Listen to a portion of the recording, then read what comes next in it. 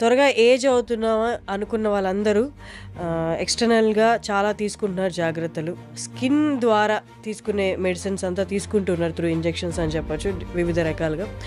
అలా కాకుండా internal medicine అనేది ఒకటి ఉంది. వృద్ధాప్యం వచ్చే వరకు ఆరోగ్యంగా ఉండడం ఎలా? కానీ మీ దగ్గరికి ఎలా వస్తారు అసలు జనాలు? కొంతమందికి చర్మం వ్యాధులు ఉంటాయి. అవి పెద్దగా డర్మటాలజిస్ట్ ట్రీట్ చేసే అంత పెద్ద వ్యాధి కాదు, చిన్న చిన్న మార్పులే అవసరం. అలాగే డైజెషన్ ప్రాబ్లమ్స్తో ఉంటారు. అలా అని గ్యాస్ట్రోఎంట్రాలజిస్ట్ దగ్గరికి వెళ్ళిపోయి పెద్ద పెద్ద ఆపరేషన్లు చేసుకోవాల్సిన పని కాదు. అసలు ఇంటర్నల్ మెడిసిన్ ద్వారా ఏంటి solution?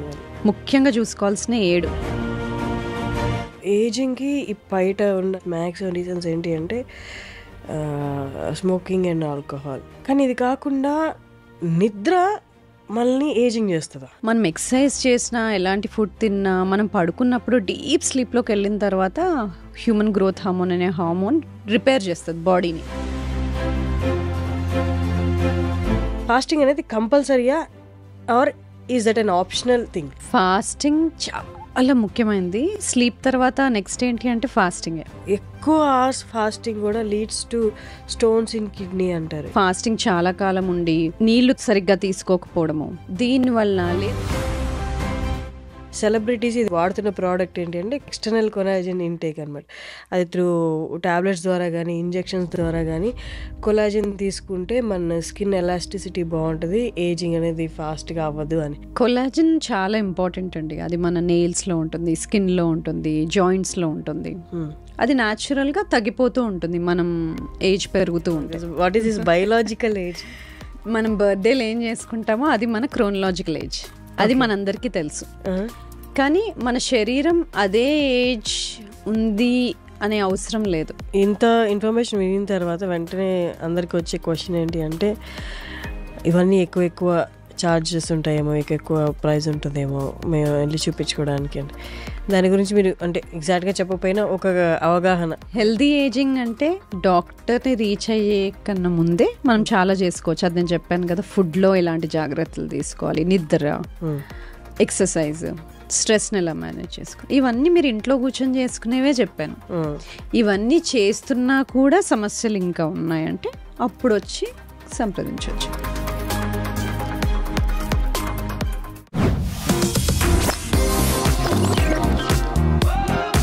Hello guys, welcome to iDream media, welcome to talk show with Harshini. నార్మల్గా ఇప్పుడు అందరూ చాలామంది లైఫ్ స్టైల్ వల్ల అని చెప్పచ్చు, లేకపోతే పొల్యూషన్ వల్ల చెప్పచ్చు, త్వరగా ఏజ్ అవుతున్నామా అనుకున్న వాళ్ళందరూ ఎక్స్టర్నల్గా చాలా తీసుకుంటున్నారు జాగ్రత్తలు. డర్మటాలజిస్ట్ దగ్గరికి వెళ్తున్నారు, స్కిన్ ద్వారా తీసుకునే మెడిసిన్స్ అంతా తీసుకుంటున్నారు త్రూ ఇంజెక్షన్స్ అని చెప్పచ్చు వివిధ రకాలుగా. అలా కాకుండా ఇంటర్నల్ మెడిసిన్ అనేది ఒకటి ఉంది. సో మనం ఇవేమీ కాకుండా త్రూ మన బాడీలో చేంజెస్ చేసుకుంటూ, డైట్లో చేంజ్ చేసుకుంటూ, లైఫ్ స్టైల్ చేంజ్ చేసుకుంటూ మనం ఏజింగ్ అనేది కొంతవరకు స్టాప్ చేయొచ్చు అన్నది ఇవాళ నాతో ఉన్న సమత గారు, డాక్టర్ సమత గారు, internal medicine MD in internal medicine and longevity expert అంటున్నారు. అంటే నాకు తెలిసిన నాలెడ్జ్ నేను కొంతవరకు చెప్పాను. పూర్తి డీటెయిల్స్ సమత గారిని అడిగి తెలుసుకుందాం. నమస్తే. నమస్తే అండి, ఎలా ఉన్నారు? గుడ్. సో నాకు అర్థమైన నాలెడ్జ్తో కొంచెం చెప్పగడానికి ట్రై చేశాను, but you are the right person to speak more. అంటే ఇప్పటి నుంచి తక్కువ మాట్లాడతాను, మీరే ఎక్కువ చెప్పాలి. What is this internal medicine? ఇప్పుడు దాకా మాకు తెలిసింది అంటే ఎక్కువ అవేర్నెస్ ఉన్నది ఏంటి అంటే యూనో విత్ ఇంజెక్షన్స్, పిఆర్పి, వీటన్నిటి ద్వారా మనం ఏజింగ్ అనేది కొంతవరకు స్టాప్ చేయొచ్చు. ఇన్ఫ్యాక్ట్ కరెక్ట్ వర్డ్ చెప్పాలంటే యాంటీ ఏజింగ్ అని వాడుతున్నారు. What is this internal medicine all about? Internal anti ageing అంటున్నాం కదా. సో బేసికలీ ఏంటి అంటే మనకి రెండే తెలుసు. ఒకటి జబ్బు వస్తే డాక్టర్ దగ్గరికి వెళ్ళడము, హాస్పిటల్కి వెళ్ళడము, లేకపోతే జబ్బు లేకపోతే ఇంట్లో ఉండడం, మన పనులు మనం చేసుకోవడం, రెండే తెలుసు. కానీ రెండిటికి మధ్య అంటే ఏదైనా జబ్బు వచ్చే ముందు బాడీలో చాలా చేంజెస్ జరుగుతాయి. అవి ముందే మనం గనక పట్టుకుంటే, అవి కొన్ని టెస్టుల ద్వారా ముందే తెలుసుకుంటే ఏం జరుగుతుంది, ఎక్కడ ఇంబ్యాలెన్స్ అయింది అనేది ముందే తెలుసుకుంటే కొన్ని చేంజెస్ చేసుకొని ఈ జబ్బులు మనము లేట్గా పుష్ చేయొచ్చు, ఎర్లీగా రాకుండా. ఎలాంటివి? మోకాల నొప్పులు, sugar, type 2 diabetes, hyper tension, ఈ కార్డియాక్ జబ్బులు, క్యాన్సర్, ఇవన్నీ మనము లేట్గా వచ్చేలాగా చేయొచ్చు. లేదంటే దీన్నే స్లోయింగ్ డౌన్ ఏజింగ్ అంటారు. అంటే వృద్ధాప్యం వచ్చే వరకు ఆరోగ్యంగా ఉండడం ఎలా, ఓకే. అది internal anti ageing. Anti ageing కన్నా మనం హెల్దీ ఏజింగ్ అని చెప్పుకోవచ్చు. కొంతవరకు పాజిటివిటీ తెచ్చినా కొంతవరకు అది కైండ్ ఆఫ్ కంపల్షన్ అనేది జనాల్లో పడిపోయిందేమో అన్నట్టు అనిపిస్తుంది. వృద్ధాప్యం వచ్చిన తర్వాత ఆరోగ్యంగా ఉండడం ఎలా అంటే మన పనులు మనం చేసుకోగలగాలి, హ్యాపీగా హెల్దీగా ఉండాలి, మన పిల్లలతో ఆడుకోగలగాలి, ఎక్కువ హాస్పిటల్ చుట్టూ తిరిగే జబ్బులు రాకుండా ఉండేలాగా ఉండాలి, ఎక్కువ మందులు వాడకూడదు. ఇదే కదా మనకు కావాల్సింది. ఇండిపెండెన్స్, మనల్ని మనం చూసుకోగలగాలి, తొందరగా ఏమైనా జారి పడ్డప్పుడు ఎముకలు వీరకుండా స్ట్రాంగ్గా ఉండాలి. ఇది మనకు కావాల్సింది హెల్దీ ఏజింగ్లో. అది కాకుండా ఈ జబ్బులు అనేవి ఒక్కసారి వచ్చాయంటే, ఇవి డయాబెటీస్ కానీ, హైపర్ టెన్షన్ కానీ, హార్ట్ డిసీజ్ కానీ మనకు తెలుసు, అవి మనకి లైఫ్ లాంగ్ ఉంటాయి. అంటే లైఫ్ లాంగ్ మనం మందులు వాడుతూ కంట్రోల్లో పెట్టుకోవాలి. మరి అవి రాకుండా ఉంటే ఇంకా బెటర్ కదా. అవి రాకుండా ఎక్కువ కాలం ఆరోగ్యంగా ఉండడం ఎలా, ఇది మనము హెల్దీ ఏజింగ్ ద్వారా ఇవాళ సాధ్యం. దీన్నే మనము స్లో డౌన్ ఏజింగ్ అనొచ్చు, రివర్స్ ఏజింగ్ అంటారు, యాంటీ ఏజింగ్ అని. ఏ పదాలు వాడినా మనము జబ్బులు తొందరగా రాకుండా మనం ఓల్డ్ ఏజ్లోకి హెల్దీగా ఆరోగ్యంగా వెళ్ళాలి. కానీ మీరు అన్నట్టు ఇప్పుడు నాకు ఏదైనా హెల్త్ ప్రాబ్లం వచ్చింది, డాక్టర్ దగ్గరికి వెళ్తాను. లేకపోతే నాకు ఏజింగ్ సిమ్టమ్స్ కనిపిస్తే నేను డాక్టర్ దగ్గరికి వెళ్తాను. కానీ మీ దగ్గరికి ఎలా వస్తారు అసలు జనాలు? ఎలా రావాలి, ఎందుకోసం రావాలి, ఎలా రావాలి, ఎందుకు రావాలి? ఇప్పుడు కొంతమందికి చర్మం వ్యాధులు ఉంటాయి. అవి పెద్దగా డర్మటాలజిస్ట్ ట్రీట్ చేసే అంత పెద్ద వ్యాధి కాదు, చిన్న చిన్న మార్పులే అవసరం. అలాగే గట్ ఇష్యూస్, డైజెషన్ ప్రాబ్లమ్స్తో ఉంటారు. అలా అని గ్యాస్ట్రోఎంట్రాలజిస్ట్ దగ్గరికి వెళ్ళిపోయి పెద్ద పెద్ద ఆపరేషన్లు చేసుకోవాల్సిన పని కాదు. అంటే తేపులు రావడం కానీ, తిన్నది సరిగ్గా అరగకపోవడం కానీ, పొట్ట ఉబ్బరంగా అనిపించడం కానీ, ఇలాంటివి. లేదు 40లోకి వెళ్ళాము, 30లో 20లో ఉన్నట్టుగా ఎనర్జీ లేదు, తొందరగా అలసిపోతున్నాం, మధ్యాహ్నం అయ్యేసరికి నిద్ర వస్తుంది, ఎనర్జీ ఉండట్లేదు, పిల్లలతో ఆడుకోలేకపోతున్నాను, లేదు నడుం భాగం పెరిగిపోయింది, ముందులాగా లేను, ఇలాంటి చిన్న చిన్న మార్పులు. అలాగే బ్లడ్ టెస్ట్లలో ఇప్పుడిప్పుడే కొలెస్ట్రాల్ మెల్లగా పెరగడం చూస్తున్నాము. ఈ మధ్య బ్లడ్ ప్రెషర్ ఇంత ఎక్కువ ఉండేది కాదు, తక్కువ ఉండేది. అలాగని హైపర్ టెన్షన్కి ట్రీట్మెంట్ తీసుకునే అంత ఎక్కువ కాదు. ఇప్పుడు మనము 130 పైన కిందది 90 పైన ఉన్నప్పుడు హైపర్ టెన్షన్ అని మందులు పెడతాం. అంటే ఒక్కసారి బ్లడ్ ప్రెషర్ చెక్ చేసి పెట్టము, తరచుగా ఎక్కువగా ఉంటే అప్పుడు హైపర్ టెన్షన్ అని మందులు పెడతాం. కానీ అంతకు ముందు ఇంకా ఎంత తక్కువ పెట్టుకుంటే బెటర్. అసలు చెప్పాలంటే పైది 125, కిందది బ్లడ్ ప్రెషర్ 75, అంతలోపు మెయింటైన్ చేస్తే మనం బాగా హెల్తీగా ఉన్నట్టు. సో ఇలాంటి చిన్న చిన్న మార్పులు వచ్చినప్పుడే వాటికి మనం సరైన జాగ్రత్తలు తీసుకుంటే డయాబెటీస్, హైపర్ టెన్షన్ అటు వెళ్లకుండా ఉంటాం. స్టార్టింగ్ సిమ్టమ్స్ అని చెప్పొచ్చా? అవునండి. సో ఇక్కడే మనం కేర్ తీసుకుంటే త్రూ మీరు చెప్తున్న ఇంటర్నల్ మెడిసిన్ ద్వారా సో మనం అవాయిడ్ చేయొచ్చు లేటర్ ఆన్ స్టేజెస్లో. అంటే ఇప్పుడు ఓకే, ఇవి నాకు ఈ సిమ్టమ్స్ ఉన్నాయి, మీరు చెప్పిన సిమ్టమ్స్ ఉన్నాయి, గట్ స్లైట్లీ డిస్టర్బెన్సెస్ ఉంది, కొలెస్ట్రాల్ లెవెల్ కూడా ఇప్పుడిప్పుడే పెరుగుతుంది. సో మీ దగ్గరికి వస్తే ఏంటి అసలు ఏం చెప్తారు, ఏం చేస్తారు అనేది, అసలు ఇంటర్నల్ మెడిసిన్ ద్వారా ఏంటి సొల్యూషన్ వాళ్ళు? సో మనము ముఖ్యంగా చూసుకోవాల్సిన 7 న్యూట్రిషన్ ఎలా ఉంది, ఆహార పద్ధతి ఎలా ఉంది, పొద్దునుండి రాత్రి వరకు అసలు ఏం తింటున్నాం, ఫాస్టింగ్ చేస్తామా, ఉపవాసం ఉంటామా, ఉంటే ఎన్ని గంటలు ఉంటాము, ఫుడ్ తింటే ఎక్కడ తింటాం, బయట తింటామా, రెస్టారెంట్లో తింటామా, ప్యాకేజ్ ఫుడ్ తింటామా, ప్లాస్టిక్ డబ్బాల్లో తింటామా, ఫ్రై చేసుకొని తింటామా, బాయిల్ చేసుకొని తింటామా, ఎలా తింటాం, ఎలాంటి ఆయిల్ వాడతాము, మేకప్లో అవి వేసుకుంటామా, ఒంటిపైన ఎంత టాక్సిన్స్ ఉన్నాయి, ఎలాంటి వాటర్ ఫిల్టర్డ్ వాటర్ వాడతామా, ఎలాంటి వాటర్ వాడతాము, ఈ ప్లాస్టిక్ డబ్బాల్లో వాటర్ వాడతామా, అది స్లీప్ ఎలా ఉంది, ఎన్ని గంటలు పడుకుంటాం, పడుకుంటే డీప్ స్లీప్లోకి వెళ్తామా, మధ్యలో లేస్తామా, స్నోరింగ్ చేస్తామా, ఊపిరి ఆగిపోతుందా మధ్యలో, యాప్నియా ఉంటుందా, హార్మోన్స్ ఎలా ఉన్నాయి, బ్యాలెన్స్లో ఉన్నాయా లేదా, బాడీలో ఏదైనా ఇన్ఫ్లమేషన్ ఉందా, బాడీ స్ట్రెస్, ఇన్ఫ్లమేషన్ అంటే బాడీ స్ట్రెస్ఫుల్గా ఉందా, ఫైటింగ్ స్టేజ్లో ఉందా, దానికి టెస్ట్లు ఉంటాయి చెప్తాను. సో ఇంకా అలాగే మైండ్ అసలు రెస్ట్ఫుల్గా ఉందా, mental health issues, emotional disturbances ఏమైనా ఉన్నాయా, ఇవన్నీ చూస్తామన్నమాట. అలాగే న్యూట్రిషన్ కరెక్ట్గా ఉందా, విటమిన్స్ ఏమైనా డెఫిషియెంట్గా ఉన్నాయా, ఇవన్నీ చూస్తాము. సో ఏ ప్రాబ్లంతో వచ్చినా ఫుడ్ ఎలా ఉంది, వాటర్ ఎలా ఉంది, టాక్సిన్స్ ఏమైనా వెళ్తున్నాయా, హార్మోనల్ బ్యాలెన్స్ ఉందా, ఎమోషనల్ హెల్త్ బాగుందా, ఎక్సర్సైజ్ ఉందా, హైడ్రేషన్ ఉందా, స్ట్రెస్ని రిలీవ్ చేసుకోవడానికి ఏం పద్ధతులు వాడుతున్నారు, బ్రీదింగ్ అలాంటివి, ఇలాంటివన్నీ చూస్తాం అన్నమాట. సో ఎక్కడెక్కడ ఇంబ్యాలెన్స్ ఉందో, ఎక్కడైతే మిస్టేక్స్ చేస్తున్నామో అక్కడ వాటిని కరెక్ట్ చేస్తూ వెళ్ళడం. ఓకే. సో అంటే ఇప్పుడు మీరు అన్నట్టు ఏజింగ్కి ఇప్పుడున్న బయట ఉన్న రీజన్స్, మ్యాక్సిమం రీజన్స్ ఏంటి అంటే smoking and alcohol and pollution. కానీ ఇది కాకుండా నిద్ర మనల్ని ఏజింగ్ చేస్తుందా? అవును, సరిగ్గా నిద్ర. అసలు నిద్రలో చాలా బ్రహ్మాండమైన బెనిఫిట్స్ ఉంటాయి. మనం పడుకున్నప్పుడు చాలా జరుగుతాయి. యాక్చువల్లీ మనం లేచిన దానికన్నా పడుకున్నప్పుడే బెనిఫిట్స్ ఎక్కువ ఉంటాయి. మనం ఎక్సర్సైజ్ చేసినా, ఎలాంటి ఫుడ్ తిన్నా, మనం పడుకున్నప్పుడు డీప్ స్లీప్లోకి వెళ్ళిన తర్వాత హ్యూమన్ గ్రోత్ హార్మోన్ అనే హార్మోన్ రిపేర్ చేస్తుంది బాడీని.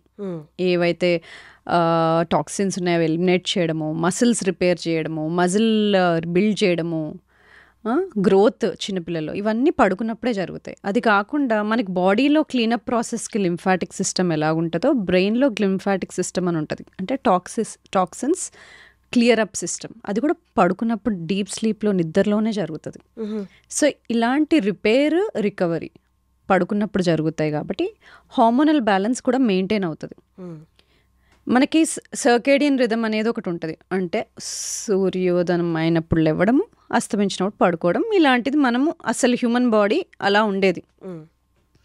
కానీ ఇప్పుడు ఇన్ని ఆర్టిఫిషియల్ లైట్స్, ఇలాంటి డెస్క్ జాబ్స్, వేరే టైమ్ జోన్స్తో పనిచేయడము, దీంతో ఇంటర్నల్ బాడీ సిస్టమ్ కూడా దెబ్బతినింది. పడుకోవాల్సిన టైంకి పడుకోకపోవడము, లైట్ వల్ల పడుకోలేకపోవడము, ఇలాంటివన్నీ. ఇంకోటి, బాగా తినేసి కడుపు నిండుగా ఉన్నప్పుడే పడుకోవడము, ఇలాంటివన్నీ చేయడం వల్ల డీప్ స్లీప్లో పోలేకపోవడము, బాడీ రిపేర్ అవ్వకపోవడము, దానివల్ల హార్మోనల్ ఇంబ్యాలెన్సెస్, ఇన్ఫర్టిలిటీ ఇష్యూస్, ఇవన్నీ చూస్తూ ఉంటాం. సో అందుకని స్లీప్ చాలా ముఖ్యం, చాలా ఇంపార్టెంట్. అందుకని ఇప్పుడు స్లీప్ మానిటర్ చేయడానికి స్లీప్ రింగ్స్ అని ఇవన్నీ వస్తున్నాయి. అంటే పడుకుంటే ఎంత డీప్ స్లీప్లోకి వెళ్తున్నాడు, ఆర్ఎం రెస్ట్ఫుల్ స్లీప్ అనేది మనకు స్టేజెస్ ఉంటాయి. స్లీప్లో స్టేజెస్, దానిలో ఆర్ఎం స్లీప్ అనేది good RESTful sleep.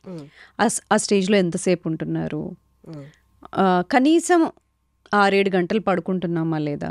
Late night eating అంటే 9 తర్వాత ఫుడ్ తిని అరౌండ్ 11 అలాగా, లేకపోతే 10:30 అలా పడుకుంటే ఇది కూడా ఏజింగ్కి రీజనా? సో పడుకున్నప్పుడు డైజెషన్ ఆగిపోవాలి. మనం తిన్నాక నెక్స్ట్ 2 hours వరకు డైజెషన్ సిస్టమ్ నడుస్తూనే ఉంటుంది. ఆ ఫుడ్ పొట్టలో నుండి ఇంటెస్టైన్స్కి వెళ్ళాలి, డైజెషన్ ప్రాసెస్ అంతా కంప్లీట్ అవ్వాలి. దానికో 2-3 గంటలు పడుతుంది. ఆ తిన్న 2-3 గంటల లోపే నిద్రపోయాము అంటే ఆ డైజెస్టివ్ సిస్టమ్ నడుస్తూనే ఉంటుంది. ఇంకా రిపేర్ సిస్టమ్ యాక్టివేట్ అవ్వడానికి టైం ఎక్కడిది. అందుకే తిన్న 2-3 గంటల తర్వాత పడుకోమని చెప్తాం. లేదంటే మీ స్లీప్ టైమింగ్ ఏంటో దానికన్నా 2-3 గంటల ముందు తినేయాలి అని. అంటే డైజెషన్ ప్రాసెస్ అయిపోవాలి. అది ముఖ్యమైన రీజన్. అది కాకుండా ఎంతోమంది ఫుడ్ రిఫ్లెక్స్ అవ్వడము, ఇవన్నీ సిమ్టమ్స్ ఉంటూ ఉంటాయి. దానికి సింపుల్ సొల్యూషన్ ఎర్లీగా తినడం. అది కాకుండా అప్పటికి డైజెషన్ అయిపోయి ఉండాలి, స్టమక్ ఎంటీగా ఉండాలి. ఇవి ఇంపార్టెంట్. అలాగే మనం ఎప్పటి నుంచో రిలీజియన్ వైజ్గా తీసుకుని ఎవరి రిలీజియన్లో వాళ్ళకి అన్ని రిలీజియన్లో సేమ్గా ఉన్నది ఏంటి అంటే ఫాస్టింగ్. అవును, కొందరు శుక్రవారం ఉంటారు, కొందరు శనివారం ఉంటారు, కొందరు సోమవారం ఉంటారు. ఏ రిలీజియన్లో ఫాస్టింగ్ అనేది మాత్రం కంపల్సరీ ఉంది. బట్ లేటర్ ఆన్ ఈ లైఫ్ స్టైల్ చేంజెస్, ఈ లేట్ నైట్ షిఫ్ట్స్, వర్క్స్ వల్ల ఫాస్టింగ్ అనేది చాలామంది చెయ్యట్లేదు ఇప్పుడు. అవును, రిలీజియన్గా తీసుకున్నా, యాజ్ ఎ డాక్టర్గా మీరు సజెస్ట్ చేసిన ఫాస్టింగ్ అనేది కంపల్సరీయా or is that an optional thing? Fasting చాలా ముఖ్యమైనది. స్లీప్ తర్వాత నెక్స్ట్ ఏంటి అంటే ఫాస్టింగే. కానీ ఫాస్టింగ్ ఎవరు చేస్తున్నారు? ఆడవాళ్ళ, మగవాళ్ళ, జబ్బున్న వాళ్ళు చేస్తున్నారా, వాళ్ళు ట్యాబ్లెట్స్ వేసుకుంటున్నారా? ఈ సినారియోస్ని బట్టి ఒకవేళ ట్యాబ్లెట్స్ వేసుకుంటున్నారు షుగర్కి, బీపీకి అంటే డాక్టర్స్తో కొలాబరేట్ అయ్యి వాళ్ళ సహాయంతో ఫాస్టింగ్ చేసుకోవాలి. కానీ అదర్వైజ్ మీకు ఇవన్నీ జబ్బులు లేవు, ఫాస్టింగ్ చాలా ముఖ్యమైనది. ఎందుకంటే ఫాస్టింగ్ ద్వారా కొన్ని బాడీలో సర్ట్యూన్స్ అంటాం, అవి ఎంజైమ్స్ మనల్ని చాలా కాలం బతికేలాగా చేస్తాయి, లాంజివిటీ జీన్స్ అంటాం. వాటిని యాక్టివేట్ చేయడానికి ముఖ్యమైనది ఫాస్టింగే. సెకండ్ది క్యాలరీ రెస్ట్రిక్షన్, అంటే మనకి ఎంత అవసరమో దానికన్నా కొంచెం తక్కువ తినడం.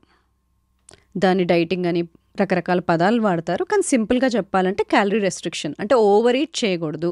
అవసరానికి మించి తినకుండా ఉన్నప్పుడు, ఇంకా ఫాస్టింగ్ చేసినప్పుడు, ఇంకా ఎక్సర్సైజ్ కరెక్ట్గా చేసినప్పుడు మనం చాలా కాలం బతికే జీన్స్ యాక్టివేట్ అవుతాయి, లాంజివిటీ జీన్స్. అది కాకుండా బాడీకి ఒక రిపేర్ ప్రాసెస్ ఉంటుంది. ఎప్పుడైనా సిస్టమ్ రాంగ్ వెళ్ళిందనుకోండి, మ్యానుఫ్యాక్చరింగ్ యూనిట్ ఉంది, ఏవైనా మెషిన్స్ తయారవుతున్నాయి, సరిగ్గా మెషిన్ కోడ్ అయినట్టు తయారవ్వకపోతే అది క్లియరప్ చేసేస్తుంది. సేమ్ బాడీలో క్లియరప్ ప్రాసెస్ని ఆటోఫేజీ అంటాం. సరిగ్గా సెల్స్ క్లీనప్ ప్రాసెస్ అవ్వకపోతే అది అవసరం లేని టాక్సిన్స్ని రిలీజ్ చేస్తుంది. అది మంచిది కాదు. సో ఆ క్లీనప్ ప్రాసెస్ ఆటోఫేజీని స్టిమ్యులేట్ చేయడానికి కావాల్సింది ఫాస్టింగ్. సింపుల్. సో ఆ ఫాస్టింగ్ ఎంతో 2-3 రోజులు అవ్వాల్సిన అవసరం లేదు. సింపుల్ చిన్న ఫాస్టింగ్ 12 hours, 12 గంటలు. అంటే రాత్రి 7ంటికి తినడం ఆపేసామంటే పొద్దున 7ంటికి తింటే 12 గంటలు ఫాస్టింగ్ ఉన్నట్టే. ఒకవేళ 12 గంటలు ఆల్రెడీ అలవాటు ఉన్న వాళ్ళు 13 గంటలు, 14 గంటలు అలా పెంచుకుంటూ వెళ్ళొచ్చు. కానీ ఆడవాళ్ళకి మగవాళ్ళకి కొంచెం డిఫరెన్స్ ఉంటుంది. ఆడవాళ్ళు సైకిల్ అంతా మనకి హార్మోన్స్ డిఫరెంట్గా ఉంటాయి కాబట్టి ఆడవాళ్ళ ఫాస్టింగ్ శైలి కొంచెం చేంజ్ అవ్వాలి. మనకి మెన్స్ట్రువల్ సైకిల్ పీరియడ్స్ మొదలైన తర్వాత ఒక 6వ రోజు నుండి ఒక 15వ రోజు వరకు బాగా ఎక్సర్సైజ్ చేయొచ్చు, బాగా ఫాస్టింగ్ చేయొచ్చు. కానీ పీరియడ్ దగ్గరకు వస్తున్న సమయంలో హార్మోన్స్ లోగా ఉంటాయి కాబట్టి ఆ టైంలో బాడీ సహకరించదు ఫాస్టింగ్కి. సో అప్పుడు లాంగ్ ఫాస్టింగ్ చేయకూడదు, తక్కువ చేసుకోవాలి. ఓకే. కానీ నేను విన్నాను ఎక్కువ అవర్స్ ఫాస్టింగ్ కూడా leads to stones in kidney అంటారు. Is that true? డీహైడ్రేషన్ ముఖ్యంగా. ఒకవేళ ఫాస్టింగ్ చాలా కాలం ఉండి నీళ్లు సరిగ్గా తీసుకోకపోవడము, దీనివల్ల, లేదంటే మనము కీటో డయట్ అంటే ఫ్యాట్ ఎక్కువ తీసుకుంటూ కార్బ్స్ తీసుకోకుండా ఉన్నప్పుడు, అలాంటివి చేస్తున్నప్పుడు కొంతమంది కిడ్నీ స్టోన్స్ తయారవ్వచ్చు. కానీ కరెక్ట్గా చేసినప్పుడు, హైడ్రేషన్ బాగా తీసుకుంటున్నప్పుడు, ఎలక్ట్రోలైట్స్ అంటే సోడియం పొటాషియం మంచిగా తీసుకుంటున్నప్పుడు అలాంటి ప్రాబ్లమ్స్ ఏమీ రావు. ఓకే. అండ్ ఇంకొకటి, మార్కెట్లో బాగా సేల్ అవుతున్న product and the same time చాలామంది సెలబ్రిటీస్ ఇది వాడుతున్న ప్రోడక్ట్ ఏంటి అంటే కొలాజిన్, ఎక్స్టర్నల్ కొలాజిన్ ఇంటేక్ అనమాట. అది త్రూ టాబ్లెట్స్ ద్వారా కానీ ఇంజెక్షన్స్ ద్వారా కానీ కొలాజిన్ తీసుకుంటే మన స్కిన్ ఎలాస్టిసిటీ బాగుంటుంది, ఏజింగ్ అనేది ఫాస్ట్గా అవ్వదు అని. సో మీరు చెప్పండి, ఈజ్ దట్ కరెక్ట్? కొలాజిన్ చాలా ఇంపార్టెంట్ అండి. అది మన నెయిల్స్లో ఉంటుంది, స్కిన్లో ఉంటుంది, జాయింట్స్లో ఉంటుంది. అది న్యాచురల్గా తగ్గిపోతూ ఉంటుంది మనం ఏజ్ పెరుగుతూ ఉంటే. అవును, ఏజ్ పెరుగుతున్నప్పుడు అది తగ్గిపోతుంది కాబట్టి యాడ్ చేసుకోవడం వల్ల మన skin health, hair health, joint health బాగుంటుంది. అయితే కొలాజిన్లో వేరే వేరే రకాలు ఉంటాయి. పౌడర్స్ ఉంటాయి, టాబ్లెట్స్ ఉంటాయి, దానిలో మళ్ళీ పెప్టైడ్స్ అని ఉంటాయి. పెప్టైడ్స్ అంటే చిన్న చిన్న మాలిక్యూల్స్ బాడీలోకి బాగా వెళ్తాయి, సెల్స్లోకి బాగా వెళ్తాయి. కొలాజిన్ పెప్టైడ్స్ మంచివి. అలాగే దాంట్లో మెరీన్ కొలాజిన్, బొవైన్ కొలాజిన్ అంటే ఆవుల నుండి వచ్చే collagen, sea food, sea water, sea animals నుండి వచ్చే కొలాజిన్, 2 రకాలు ఉంటాయి. కొంతమందికి సీ ఫుడ్ ఎలర్జీ ఉంటుంది, వాళ్ళకి మెరీన్ కొలాజిన్ సూట్ అవ్వదు. కాబట్టి మనకి ఏది సూట్ అవుతుందో అవ్వదో చూసుకోవాలి. ఒకరు అది వాడుతున్నారు కదా అని సేమ్ కాపీలాగా వాడకుండా డాక్టర్ దగ్గరికి వెళ్ళి మనకి ఏది సూట్ అవుతుందో కనుక్కొని, మనకి ఎలర్జీస్ ఏమున్నాయి ఏంటి తెలుసుకొని తీసుకోవాలి. అలాగే మార్కెట్లో చాలా ప్రోడక్ట్స్ ఉన్నాయి. చాలా పెద్ద బిజినెస్ అది. ఇప్పుడు కొలాజిన్ అనేది పౌడర్స్ ఫార్మాట్లో వస్తుందని చాలా మంది సజెస్ట్ చేస్తున్నారు. అంటే బట్ కానీ అవి సర్టిఫైడ్ ప్రోడక్ట్సా లేదా చూసుకోవాలి. హౌ డు దే, అంటే సర్టిఫైడ్, మనకి సర్టిఫైడ్ ప్రోడక్ట్స్ అంటే FSSAI, GMP సర్టిఫైడ్ అని ఇలా ముద్రలు ఉంటాయి. ఆ సర్టిఫైడ్ ప్రోడక్ట్సా లేదా అని ఆ మార్క్స్, ట్రేడ్ మార్క్స్ చూడాలి మనం కొంటున్నప్పుడు. అలా చూసుకొని తీసుకోవడం బెటర్. అండ్ పెప్టైడ్స్ అన్నారు కదా, కొలాజిన్ పెప్టైడ్స్, అది ఎలా దొరుకుతుంది? అంటే ఎట్లా? కొలాజిన్ పెప్టైడ్స్ కూడా మనకి పౌడర్ ఫామ్లోనే దొరుకుతుంది. అంటే ఈజీగా డైజెస్ట్ అయిపోతుంది, ఈజీగా బాడీకి అబ్జార్బ్ అయిపోతుంది. సో అవి కూడా మనకు పౌడర్ ఫామ్లో దొరుకుతాయి, కొలాజన్ పెప్టైడ్స్ అనేవి కూడా. ఓకే. ఇప్పుడు కొలాజన్ తీసుకునే వాళ్ళు వాళ్ళు పర్చేసింగ్ ఐదర్ సజెషన్ తీసుకొని డాక్టర్ దగ్గర తీసుకోవాలి, లేదు వాళ్ళందరికీ వాళ్ళు వాడాలనుకుంటే ఇట్స్ నాట్ కరెక్ట్. వాళ్ళంతా వాళ్ళు వాడాలనుకుంటే ఫస్ట్ థింగ్ అదే సర్టిఫైడా కాదా అని చూసుకోవాలి. మంచి పెప్టైడ్స్ ఎలా అడగాలి వాళ్ళు ఇన్ కేస్ మెడికల్ షాప్కి వెళ్ళి వాళ్ళు పెప్టైడ్స్ కొలాజన్ పెప్టైడ్ చాలా వరకు జనరల్ ఫార్మసీస్లో మనకు దొరకకపోవచ్చు మనకు కావాల్సిన పెప్టైడ్స్. కాబట్టి అది డాక్టర్ దగ్గరికి వెళ్ళి రాయించుకొని తీసుకుంటే బెటర్. ఓకే. కన్సర్న్డ్ డర్మటాలజిస్ట్ అయినా ఎవరైనా డాక్టర్ దగ్గరికి వెళ్ళి అడిగి తీసుకుంటే బెటర్. ఈ మధ్య ఎక్కువ చూస్తున్నాము మీ బయోలాజికల్ ఏజ్ తెలుసుకోవడం ఎలా అని కూడా అంటున్నారు. అంటే మన ఏజ్ ఏంటో నాకు తెలుసు, నా ఏజ్ ఏంటో నాకు తెలుసు. What is this biological age? మనం బర్త్డేలు ఏం చేసుకుంటామో అది మన క్రోనలాజికల్ ఏజ్, అది మనందరికీ తెలుసు. కానీ మన శరీరం అదే ఏజ్ ఉంది అనే అవసరం లేదు. నేను నా జీవన శైలి ఎలా ఉంది, నా ఆహార పదార్థాల లైఫ్ ఎలా ఉందన్న దాన్ని బట్టి నా ఏజ్ ఎక్కువ ఉండొచ్చు తక్కువ ఉండొచ్చు, నా ఇంటర్నల్ బాడీ ఏజ్, దాన్ని బయోలాజికల్ ఏజ్ అంటాం. కాబట్టి మన బర్త్డే ఏజే మన బాడీ ఏజ్ అవ్వాల్సిన అవసరం లేదు. అందుకని ఎవరైతే బాగా రోజు ఆహారం బాగా తీసుకుంటారో, జీవనశైలి బాగుంటుందో, ఎక్సర్సైజ్ బాగా చేస్తారో, వీళ్ళ బయోలాజికల్ ఏజ్ కొంచెం తక్కువ ఉంటుంది. అయితే దీనికి సింగిల్ టెస్ట్ ఏదైనా ఉంటుందా అంటే అది సింగిల్ టెస్ట్తో చెప్పలేం. ఎందుకంటే చాలా కాంప్రహెన్సివ్గా చూడాలి. ఎందుకంటే ఒక ఏజ్ అనేది కాంప్లెక్స్ ప్రాసెస్. దానికి ఒక ఇంటర్నల్ ఏజ్ ఇవ్వాలి అంటే ఏమేమి చూడాలి? బ్లడ్లో అంటే మనం కొలెస్ట్రాల్ చూస్తాము, షుగర్స్ ఎలా ఉన్నాయో చూస్తాము. అలాగే మెజర్మెంట్లో మన వేస్ట్ టు హిప్ రేషియో అంటే నడుం భాగం తుంటి భాగము మెజర్ చేసినప్పుడు దానికి కొలతలు తీసుకున్నప్పుడు ఆడవాళ్ళైతే వేస్ట్ టు హిప్ రేషియో 0.85 కన్నా ఎక్కువ ఉంటే, లేదు మగవాళ్ళల్లో 0.9 కన్నా ఎక్కువ ఉంటే వాళ్ళకి టైప్ 2 డయాబెటీస్ కానీ, కొలెస్ట్రాల్ కానీ, హైపర్ టెన్షన్ కానీ, గుండె జబ్బులు కానీ వచ్చే ప్రమాదం ఎక్కువ. అందుకనే ఈ కొలతలు కూడా ఇంపార్టెంటే. ఇంతకుముందు బిఎంఐ అని చూసేవాళ్ళం, బాడీ మాస్ ఇండెక్స్, అంటే మీ హైట్కి మీరున్న వెయిట్ ఎంత అని. కానీ దాంట్లో కొన్ని లోపాలు ఉంటాయి. ఎలా? బాగా ఎక్సర్సైజ్ చేసే అతను ఉంటాడు, అతనికి మసిల్ ఎక్కువగా ఉంటుంది, మీరు బిఎంఐ చూస్తే ఎక్కువగా ఉంటుంది, అంటే కొవ్వు ఎక్కువ ఉన్నట్టు కాదు కదా. అందుకని మనకు కరెక్ట్గా తెలవాల్సింది బాడీ కాంపోజిషన్ అనాలిసిస్. అంటే బాడీలో కండరాలు ఎన్ని ఉన్నాయి, కొవ్వు ఎంత ఉంది, ఎముకల క్వాలిటీ ఎలా ఉంది, బోన్, ఫ్యాట్, మసిల్ రేషియో, ఇది ముఖ్యమైనది బిఎంఐ కన్నా. సో ఇవి తెలియాలి. బ్లడ్ మార్కర్స్ ఇంతకుముందు చెప్పాము.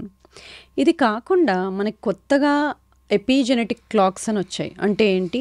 మనకు అందరికి ఒక బ్లూ ప్రింట్ ఉంటుందా, మన బాడీ ఇలా తయారవ్వాలని. మన అమ్మలు మనకి పుట్టినప్పుడు మనకు ఒక డిఎన్ఏ జీన్స్ ఉంటాయి, అది మన బ్లూ ప్రింట్. అది మనం చేంజ్ చేయలేం. అది మనకి ఫ్యూచర్లో ఎలాంటి జబ్బులు వస్తాయి అనేది ఒక 10 to 15% డిసైడ్ అయి ఉంటుంది. అంటే 80 to 85% తర్వాత మనం ఎలాంటి ఆహారం తీసుకుంటాము, వ్యాయామం చేస్తామా లేదా, స్ట్రెస్ఫుల్గా ఉంటామా, నిద్ర ఎలా పోతున్నాము, జీవనశైలి ఎలా ఉంది అన్న దాన్ని బట్టి ఆ మిగతా 85% డిసైడ్ అవుతుంది. దీన్ని ఎపిజెనెటిక్స్ అంటాము. అంటే జీన్స్ చుట్టూ మనం చేసే మార్పులు ఏంటి అని. దీన్ని డిఎన్ఏ చుట్టూ జరిగే మార్పుల్ని గమనించి వచ్చిన టెస్ట్ ఎపిజెనెటిక్ టెస్ట్. కొంచెం ఏదైనా ఒక టెస్ట్ దగ్గరగా ఉందా అంటే అది ఎపిజెనెటిక్ టెస్ట్ అనమాట. ఓకే. కాకపోతే ఆ సింగిల్ టెస్ట్ చూడకూడదు. నేను ఇంతకుముందు చెప్పిన విధంగా బ్లడ్లో ఎలా ఉన్నాయి చేంజెస్, ఈ హిస్టరీ ఎలా ఉంది, ఎపిజెనెటిక్ టెస్ట్ అనేది బయోలాజికల్ ఏజ్ తెలుసుకునేడానికి అవకాశం ఉంది. అయితే ఇప్పుడు ఈ లాస్ట్ 3-4 సంవత్సరాల్లో వచ్చిన టెస్ట్ ఇది. ఫ్యూచర్లో మనకి ఇంకా కొత్త టెస్ట్లు వస్తాయి, కానీ బేసిక్స్ మనం మర్చిపోకూడదు. బేసిక్స్ ఏంటి? నడుం భాగం తుంటి భాగం రేషియో అని చెప్పాను, మన మసిల్ బోన్ ఫ్యాట్ రేషియో అని చెప్తున్నాము, అంటే బాడీ ఫ్యాట్ పర్సంటేజ్ ఎంత ఉంది, బ్లడ్లో ఈ లిపిడ్ ప్రొఫైల్స్ కానీ, బ్లడ్ షుగర్స్ కానీ, విటమిన్ ప్రొఫైల్స్ కానీ, హోమోసిస్టిన్, లైపోప్రోటీన్, ఇవన్నీ ఎలా ఉన్నాయి, ఇవన్నీ బేసిక్స్. వీటితో పాటు ఆ డిఎన్ఏ చుట్టూ జరిగే మార్పులు, ఇవన్నీ మనం తెలుసుకుంటాం. ఓకే, బయోలాజికల్ ఏజ్ ఏంటి తెలుసుకున్నాం, ఇలా ఉంది. ఇప్పుడు నెక్స్ట్ ఏంటి? ఏజ్ తగ్గించుకోవచ్చా? నెక్స్ట్ ఏంటి, ఎలా తగ్గించుకోవచ్చు, తగ్గిస్తే ఎలా తగ్గించాలి? ఫస్ట్ వ్యాయామం చేస్తున్నారా లేదా? అస్సలు చేయని వ్యక్తి అయితే మొదలు పెట్టాలి. ఎలా? వారానికి కనీసం 150 నిమిషాలు మోడరేట్ ఎక్సర్సైజ్, అంటే బ్రిస్క్ వాకింగ్ కానీ, యోగా కానీ, స్విమ్మింగ్ కానీ, ఏరోబిక్స్ కానీ ఇలాంటివి. లేదంటే 75 నిమిషాలు ఫాస్ట్ హై ఇంటెన్సిటీ ఎక్సర్సైజ్, అంటే ఫాస్ట్ బైకింగ్, హైకింగ్ ఇలాంటివి. కానీ ఇవి చేస్తే సరిపోతుందా? లేదు. మనము వృద్ధాప్యం వచ్చినాక, ఓల్డ్ ఏజ్ వచ్చినాక ఆరోగ్యంగా ఉండాలంటే ఆ ఏజ్ ఎంటర్ అయ్యేటప్పుడు, 50 ఎంటర్ అయ్యేటప్పుడు మన మసిల్ కండరాలు బాగుండాలి. అప్పటికే కండరాలు తక్కువగా ఉన్నాయంటే మీకు డెఫినెట్గా ఈ జబ్బులు తొందరగా వచ్చేస్తాయి. ఇవి 4: డయాబెటీస్, హైపర్ టెన్షన్, కార్డియాక్ జబ్బు, క్యాన్సర్లు, స్ట్రోకు. ఇవి అయితే ఎందుకంటే 40 తర్వాత 40 సంవత్సరాలు ఒకసారి దాటామంటే ప్రతి సంవత్సరానికి 1% మజిల్ పోతుంది. కానీ దాంతో వచ్చే ప్రాబ్లం ఏంటి? మజిల్ పోతూ ఉంటే మనం తినే ఫుడ్ ఎనర్జీగా మారకుండా కొవ్వుగా మార్చి వెయిట్ పుట్ ఆన్ అవుతాం. మెల్లగా ఇన్సులిన్ రెసిస్టెన్స్లోకి వెళ్తుంది. అంటే మెటబాలిక్ ఫ్లెక్సిబిలిటీ తగ్గిపోతుంది, మెటబాలిక్ హెల్త్ అప్పటి నుండి డిస్టర్బ్ అవుతుంది. అదేంటంటే నేను 40 వరకు బాగానే ఉండదని 40 తర్వాత అన్ని మార్పులు చూస్తున్నా అంటారు కదా, ఇది ఇన్సులిన్ రెసిస్టెన్స్ అనేది మొదలవుతుంది. దీన్ని తగ్గించుకోవడానికి మనం స్ట్రెంగ్త్ ట్రైనింగ్, రెసిస్టెన్స్ ట్రైనింగ్ చేసుకున్నప్పుడు ఈ కండరాలు కోల్పోయే కెపాసిటీని తగ్గిస్తాం. మజిల్ లాస్ తగ్గుతుంది. మజిల్ లాస్ తగ్గినప్పుడు మెటబాలిజం బాగుంటుంది, అంటే మనం జబ్బుల్ని దూరంగా నెట్టుతున్నట్టేగా. సో అది కాకుండా ఫుడ్లో ఏం మార్పులు చేసుకోవాలి? మొదటిగా ఎవరైనా refined seed oils, sunflower oil, canola oil, rice bran oil, ఇవన్నీ మనం వాడుతున్నట్లయితే ఫస్ట్ ఇవి తీసేయాలి. అసలు మనకు మార్కెట్లో ఉన్నవే అవి కదా, అవి రిఫైన్డ్ ఆయిల్స్. మనం కోల్డ్ ప్రెస్డ్ ఆయిల్స్ వాడుకోవాలి. కోల్డ్ ప్రెస్డ్ అంటే గానుగ నూనెలు ఫ్రెష్గా చేసేవి, అవి కొబ్బరి నూనె కానీ, లేదంటే గానుగ నూనెనే రైస్ బ్రాన్ కానీ, గానుగ నూనె, నల్ల నువ్వుల నూనె, ఇవి వాడుకోవచ్చు. ఇవి కూడా తక్కువ వాడాలి, ఎందుకంటే ఈ నూనెలు ఈ మన మోడర్న్ డేస్ వచ్చినాక తయారైనవి. ఈ పాతకాలంలో ఎంత ఎక్కువ నూనె వాడేవాళ్ళం కాదు. సో ఈ నూనెల వల్ల మనకు బాడీలో ఇన్ఫ్లమేషన్ పెరుగుతుంది. సో ఈ నూనెలు తగ్గించుకోవాలి. అలాగే ఫుడ్ వండే విధానంలో ఎక్కువ డీప్ ఫ్రైడ్ ఫుడ్స్, బాగా గ్రిల్ చేసిన ఫుడ్స్ ఇవి తినకూడదు, ఎందుకంటే దానిలో క్యాన్సర్ కాజింగ్ ఏజెంట్స్ పెరుగుతాయి. బాగా డీప్ ఫ్రైడ్ ఫుడ్స్లో నైట్రేట్స్ పెరగడము ఇలాంటివి జరుగుతాయి. సో అలాగే షుగర్ ఎక్కువ ఉన్న ఫుడ్స్ తినకూడదు. Sugar is directly related to inflammation, బాడీని ఇన్ఫ్లేమ్ చేస్తుంది. సో షుగర్ తగ్గించుకోవాలి, డీప్ ఫ్రైడ్ ఫుడ్స్ తగ్గించుకోవాలి, అంటే బాగా ప్రాసెస్ చేసి పీచు పదార్థం తీసేసిన ఫుడ్స్, పిండి పదార్థాలు తక్కువ చేసి, ఇప్పుడు గోధుమ పిండి బదులు ఫుల్ గోధుమలు వాడటం కానీ ఇలాంటివి. సో ప్రాసెస్డ్ ఫుడ్స్ తగ్గించుకొని, డీప్ ఫ్రైడ్ ఫుడ్స్ తగ్గించుకొని, ఈ seed oils, refined seed oils కనుక తగ్గించుకుంటే మనం బాడీని యాంటీ ఇన్ఫ్లమేటరీగా వెళ్తుంది. అది కాకుండా ప్లేట్లో కూరగాయలు ఎక్కువ ఉండేలాగా రోజు కూరగాయలు మార్చి తినడము, ఫ్రూట్స్ తీసుకోవడము, నీళ్లు బాగా తీసుకోవడము, హోల్ ఫుడ్స్ తీసుకోవడం ద్వారా మనం మార్చుకోవచ్చు. ఇదే కాకుండా తినే పద్ధతిలో కూడా కొంచెం మార్పులు చేసుకోవాలి. ఫస్ట్ మనం కూరగాయలతో మొదలు పెట్టాం అనుకోండి తినడం, అది ఆల్రెడీ స్వెల్ అయిపోతుంది పొట్టలో. తర్వాత వచ్చే ఫుడ్ని స్లోగా అబ్జార్బ్ చేసుకుంటుంది. అదే తినడం అన్నంతో మొదలు పెట్టామనుకోండి ఎక్కువ తినేస్తాం. ఎందుకు? ఆ స్విచ్ ఆన్ అవ్వదు, కడుపు నిండింది అనే స్విచ్ తొందరగా ఆన్ అవ్వదు. అదే మనము కూరగాయలు ఫస్ట్ తిని దానిలో ఫైబర్, పీచు పదార్థం ఎక్కువగా ఉంటుంది, నెక్స్ట్ వచ్చే ఫుడ్ని తక్కువ తీసుకుంటుంది. తర్వాత ప్రోటీన్ ఉన్న ఫుడ్ అంటే పప్పులు, చికెన్ ఇలాంటివి తీసుకున్నప్పుడు కడుపు నిండింది అనే ఒక హార్మోన్ ఉంటుంది, పెప్టైడ్ వైవై అంటాం, అది యాక్టివేట్ అవుతుంది. నీకు నిండింది, ఇంకా తక్కువ తినొచ్చు అని. నెక్స్ట్ ఫ్యాట్స్, నెయ్యి వేసుకుంటాం కదా, నెయ్యి కానీ కొబ్బరి నూనె కానీ ఇలాంటివి ఏమైనా కొబ్బరి వేసి చేసుకున్నప్పుడు, లేకపోతే ఆలివ్స్ కానీ ఇలాంటివి తిన్నప్పుడు కూడా కడుపు నిండుతుంది. దాని తర్వాత మనము అన్నము అవి తీసుకోవచ్చు. దాంతో ఇలాంటి ఒక శైలిలో తింటే కూడా మార్పులు చాలా జరుగుతాయి. ఓకే. సో ఇలా ఫుడ్ది. స్లీప్ కనీసం 6 నుండి 8 గంటల వరకు రోజు సేమ్ టైం పడుకొని లేసేటట్టుగా ప్లాన్ చేయాలి. బాడీకి కూడా ఒక అలారం ఉంటుంది, బాడీకి కూడా ఒక క్లాక్ ఉంటుంది. ఇవాళేమో 8ంటికి పడుకొని రేపు 12ంటికి పడుకొని మళ్ళీ ఎల్లుండ 10ంటికి పడుకొని బాడీకి ఒక టైం సింక్ లేకుండా ఉండకూడదు. ప్రతిరోజు ఒక నియర్లీ సేమ్ టైంకి పడుకోవడం ఇంపార్టెంట్. ఇది కాకుండా స్ట్రెస్ డైరెక్ట్గా అన్ని జబ్బులకి కారణమే. స్ట్రెస్ కొంచెం ఇంపార్టెంటే. ఇప్పుడు నేను పాడ్కాస్ట్ ఉంది, స్ట్రెస్ఫుల్గా ఉంటాను, దానివల్ల బాగా చేస్తాను, అది ఓకే. టెస్ట్ ఉంది, కొంచెం స్ట్రెస్ఫుల్గా ఎక్కువ చదువుతాను, బాగా రాస్తాను, తర్వాత ఓకే. తర్వాత ఆగిపోవాలి, స్ట్రెస్ కంటిన్యూ అవ్వద్దు. నేను ఇంటికి వెళ్ళినాక కూడా ఇంకా స్ట్రెస్ఫుల్గా ఉండకూడదు. స్ట్రెస్ వచ్చినప్పుడు బాడీలో కార్టిజాల్ అనే హార్మోన్ రిలీజ్ అవుతుంది, దానివల్ల షుగర్ పెరుగుతుంది, కొంచెం హార్ట్ రేట్ పెరుగుతుంది, దానివల్ల మనం టాస్క్ని బాగా కంప్లీట్ చేస్తాం.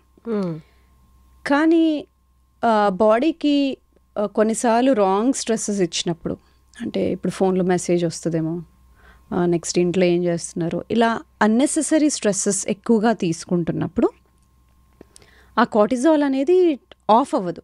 అది ఆఫ్ అవ్వాల్సిన టైంకి ఆఫ్ అవ్వకపోతే అన్నెసెసరీగా హార్మోనల్ బ్యాలెన్సెస్ స్టార్ట్ అవుతాయి. బాడీ ఇన్ఫ్లేమ్డ్ అయిపోతుంది, అప్పుడు హార్మోనల్ చేంజెస్ జరుగుతాయి, వెయిట్ పుట్ ఆన్ అవ్వడము, ఇవన్నీ లాంగ్ టర్మ్, చాలా కాలం స్ట్రెస్ఫుల్గా ఉన్నప్పుడు. కాబట్టి స్ట్రెస్ ఉన్నప్పుడు దాన్ని తగ్గించుకోవడం ఎలా, ఇలాంటివి మనం అందరము ఇన్కార్పొరేట్ చేసుకోవాలి. బాగా స్ట్రెస్ఫుల్గా అనిపిస్తుంది, అప్పుడు మనకి పొట్టలో ఏదో తిప్పేసినట్టుగా అనిపిస్తుంది. ఎందుకండి బ్రెయిన్లో స్ట్రెస్గా ఉంటే పొట్టలో ఎందుకు తిప్పాలి? అంటే బ్రెయిన్ పొట్ట రెండు కనెక్టెడే. పొట్టలోనే మనకి 80% సెరటోనిన్ అంటే మైండ్ కామింగ్ హార్మోన్ అనేది పొట్టలో నుండి రిలీజ్ అవుతుంది. కాబట్టి మనము పొట్ట ఎలా ఉందో మైండ్ అలా ఉంటుంది, మైండ్ ఎలా ఉంటే పొట్ట అలా ఉంటుంది. సో క్లీన్ ఫుడ్ తినడం అందుకని ఇంపార్టెంట్, మూడ్ బాగుంటుంది. అలాగే ఇప్పుడు డీస్ట్రెస్ చేసుకోవాలి, ఇలాంటి స్ట్రెస్ఫుల్గా అనిపిస్తుందంటే బ్రీదింగ్, చాలా రకాల బ్రీదింగ్ టెక్నిక్స్ ఉన్నాయి. బాక్స్ బ్రీదింగ్ అంటాము, డయాఫ్రమాటిక్ బ్రీదింగ్ అంటాము. ఏదేమైనా మనం ఊపిరి పీల్చుకొని ఆపుకొని తర్వాత ఊపిరి వదిలినప్పుడు ఎక్స్ప్రెషన్ అంటాం. అది కొంచెం స్లోగా వదలాలి. అంటే ఇన్స్పిరేషన్ కన్నా పొడవుగా ఉన్నప్పుడు, ఎక్స్ప్రెషన్ ఎక్కువగా ఉన్నప్పుడు స్లోగా మనం బ్రీదింగ్ వల్ల బాడీకి కూల్ డౌన్ అవుతున్నాము అనే సిగ్నల్ పంపించడం. ఇలాంటి డీస్ట్రెస్ టెక్నిక్స్ మనము ఈ మోడర్న్ లైఫ్ స్టైల్స్లో చేసుకోవాల్సిందే ప్రతి ఒక్కళ్ళము. సో ఇలా స్ట్రెస్ మేనేజ్మెంట్, స్లీప్ని కరెక్ట్గా చేసుకోవడము, ఫుడ్ ఇలా తీసుకోవడము, వ్యాయామం చేసుకోవడము, మసిల్ కాపాడుకోవడము, మన కండరాలు కాపాడుకోవడం, ఇవన్నీ ఇంటర్నల్ యాంటీ ఏజింగ్లో చిట్కాలు. ఇప్పుడు మీరు చెప్పిన ఇంటర్నల్ ట్రీట్మెంట్ ఏదైతే ఉందో, ఇంటర్నల్ మెడిసిన్ ట్రీట్మెంట్ ఏదైతే ఉందో, మీరు చెప్పినట్టు అన్ని ఏజ్ వాళ్ళు 30 నుండి 60 వరకు 70 వాళ్ళు పాటించవచ్చా, లేకపోతే ఏజ్ వైజ్ డిఫరెన్సెస్ ఏమైనా ఉంటాయి? నేను ఇప్పుడు చెప్పినట్టు అందరూ పాటించవచ్చు, 30 నుండి 70 దాకా 80 దాకా. కానీ 40-50 దాటుతున్నప్పుడు మనం మసిల్ స్ట్రెంథనింగ్ ఎక్సర్సైజ్ ఎక్కువ చేయాలి. దానివల్ల మనం కండరాలు కోల్పోకుండా ఉంటాం. ఇంతకుముందు చెప్పినట్టు 40 తర్వాత మనం కండరాలు తగ్గిపోతాయని చెప్పాను కదా, దానివల్ల సమస్యలు వస్తాయి. కాబట్టి స్ట్రెంగ్త్ ట్రైనింగ్ అనేది, అంటే మన మసిల్స్ని కాపాడుకోవడానికి ఎక్సర్సైజ్లు మనం ఇంకొంచెం ఎక్కువ చేసుకోవాలి 50 దాటిన తర్వాత. ఇప్పుడు గట్ రిలేటెడ్, అంటే మన పొట్టకి మంచి బ్యాక్టీరియా కావాలంటే ప్రోబయోటిక్స్ తీసుకోవాలని చెప్పి మనకి మార్కెట్లో కూడా, ఈవెన్ సూపర్ మార్కెట్లో కూడా అవైలబుల్ ఉన్నాయి. ఇవి తీసుకుంటే మీకు ప్రోబయోటిక్స్ డెవలప్ అయ్యి గట్ హెల్త్ బాగుంటుంది అని. అవన్నీ డైరెక్ట్గా వెళ్ళిపోయి అవి వాడేయచ్చా? అంటే కన్సల్టేషన్ లేదా ఎవరినైనా డాక్టర్ని కన్సల్ట్ అవ్వకుండా తీసుకోవచ్చా? మీకు జబ్బులు ఏం లేవనుకోండి, డైజెషన్ బాగుంది, పొద్దున బాగా లేస్తున్నారు, బాగా నిద్రపోతున్నారు, ఎనర్జీ బాగుంది, మీ డే టు డే పనులు బాగా చేసుకుంటున్నారు అంటే ఏమీ అవసరం లేదు ప్రోబయోటిక్స్. లేదు కొంచెము ఏదైనా తింటే అరగకపోవడము, కొంచెం డైజెషన్ ఇష్యూస్ మొదలయ్యాయి అంటే ఓకే, ప్రోబయోటిక్స్ తీసుకోవచ్చు. కానీ తీసుకుంటున్నప్పుడు ఎలాంటివి తీసుకోవాలి? మార్కెట్లో ఎన్ని ఉన్నాయి కదా, ఏం తీసుకోవాలి అంటే లాక్టోబాసిలస్ అని ఉన్నవి కానీ, బైఫిడో బ్యాక్టీరియం అని ఉన్నాయి కానీ, ఈ 2 కలుపున్నవి కానీ ఇలాంటివి తీసుకోవచ్చు. లేదు మీకు స్పెసిఫిక్గా ప్రాబ్లమ్స్ ఉన్నాయి, పేగులకు సంబంధించిన ప్రాబ్లమ్స్, ఇన్ఫ్లమేటరీ బవల్ డిసీజ్, లేకపోతే ఇన్ఫ్లమేటరీ ఇరిటబుల్ బవల్ సిండ్రోమ్, ఇలాంటి స్పెసిఫిక్ ప్రాబ్లమ్స్ ఉన్నాయి అంటే అది డాక్టర్ని కన్సల్ట్ అయ్యి తీసుకోవాలి. లేదు స్కిన్ ప్రాబ్లమ్స్ ఉన్నాయి, స్కిన్ ర్యాషెస్ వస్తున్నాయి, ఎగ్జిమా వస్తుంది, ఎక్కువ తలనొప్పులు వస్తున్నాయి, కొన్నిసార్లు గట్ని కూడా కరెక్ట్ చేసుకోవాలి.